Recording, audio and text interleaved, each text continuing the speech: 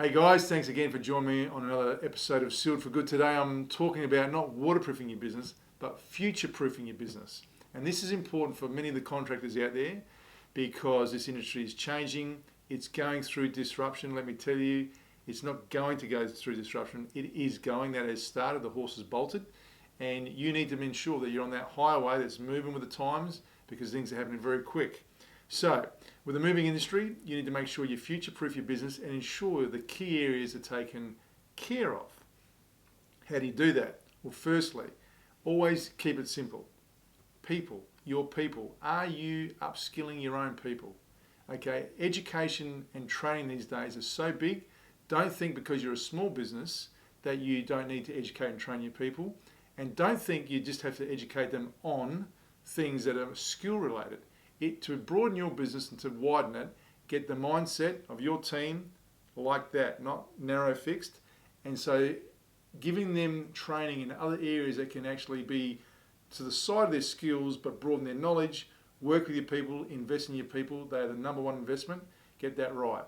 Process, okay? What is your system of choice? How much time does it take? Know your numbers. What are you using? How long does it take? Okay? And that will then determine the product that you use, okay? If you do not know that and you're just going from product to product to product, when you actually analyse that over the course of the year, you'll find that you're burning cash. And so there might be certain products you use. The smart applicators I know have products they use for specific applications. This is for external, this is for underground, and it might be from more than just one supplier. And we know the grip set doesn't have all the answers, but it's important for your business, if you're future-proofing it, know that and have a plan B. Okay, this is my preferred product. What's my second preferred product? What if your supplier can't supply? What if there's a strike? What if something happens and you can't get what you want? What are you going to use there so you can keep moving ahead? Are the products able to be compliant to the environmental standards, because that's becoming more of a push, the Australian standards? And do you have the support from your manufacturer? Okay, the technical support and the warranty part. And always start at the top. Okay, what makes your business different from everyone else's? What's your point of difference? Okay, what's your unique selling proposition? Okay, and what makes you stand out from the others? Now, I'm seeing many people out there doing some great work on social media, and I can see that their trademark is because of what they put out in Instagram, on Facebook, on LinkedIn from some, even on Snapchat. There's a plethora of platforms you can use, but what is your point of difference out there? Okay, ensure that you've got that point of difference and give yourself a unique piece, not that you're cloning someone else. And most importantly, focus on the customer's problem. Okay, you're a problem solver. This industry is about solving issues, okay, and preventing them.